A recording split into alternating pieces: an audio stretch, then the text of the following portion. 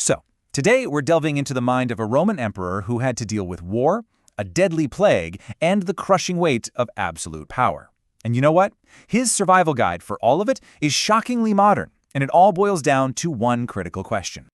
Yeah, just let that sink in for a second. I mean, when you could have literally anything you want, and every single decision you make affects millions of lives, how do you stay humble? How do you stay sane? How do you stay, well, good? This was the exact challenge facing Marcus Aurelius, and his answer has been echoing through history for nearly 2,000 years. Okay, so let's get our bearings. Who was this guy, really? Well, Marcus Aurelius was the emperor of Rome, right at the absolute peak of its power, but he was also a devoted student of Stoicism, which is a really practical philosophy for just living a good life. His most famous work is Meditations, and as we're about to see, his defining trait was his integrity under pressure, which was, well, it was put to the ultimate test. And this right here, this is what makes him so unique. You have to remember, this wasn't some scholar tucked away in an academy somewhere. This was, for all intents and purposes, the most powerful man on the planet. And instead of writing about his great conquests, he was spending his time writing notes to himself about how to stay grounded. It's just an incredible contrast. This brings us to the absolute core of his philosophy. See, his writings were never meant for us. They were his personal survival guide. In a world of pure chaos, we're talking political backstabbing, constant crises, he needed a way to protect his own mind. And he had a name for it, his inner citadel. So how did he build the citadel? He used a simple but ridiculously powerful tool called the dichotomy of control. It's all about splitting the world into two buckets. In the first bucket, you've got the externals, all the stuff you have zero control over. The weather, the economy, what other people think of you, even, ultimately, your own health. The Stoics say we waste so much energy here. Instead, they argue, we should pour all of our focus into that second bucket, the internals. These are the only things we can control, our judgments, our intentions, and our reactions to whatever life throws at us. And when you truly, genuinely focus only on what you can control, that's how you build that inner citadel. It's like a fortress inside your mind.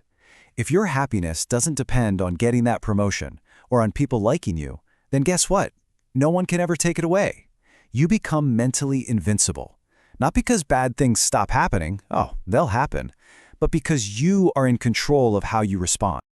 But look, these weren't just nice ideas he was writing about in a cozy study somewhere.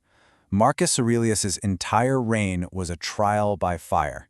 It was a real-world test of his philosophy under the most extreme conditions you can possibly imagine.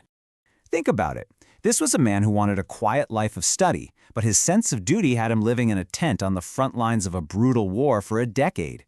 When a plague swept the empire and killed millions, he didn't panic. He calmly sold off his own imperial treasures to keep the state running. And he didn't run and hide, he stayed in Rome to lead, and he eventually died from that very same plague. He lived his philosophy right to the very end. And this one quote, wow, it just brilliantly sums up his mindset. He believed that every obstacle, every frustration, every single crisis wasn't something to be avoided. No, it was the raw material you could use to practice virtue. The thing standing in your way is the way. The challenge you're facing, that is the opportunity. So why are we still talking about a Roman emperor's private journal almost 2,000 years later? Well, it's because the problems he faced are absolutely timeless. We all deal with things outside of our control, and his legacy gives us this powerful toolkit for navigating our own chaotic world. And that's really the beauty of Meditations. It's raw. It's not some polished, perfect argument. It's a man actively reminding himself day after day to be patient with annoying people, to be grateful even when things are tough, and to just get out of bed in the morning and do his job. It's so incredibly human and relatable.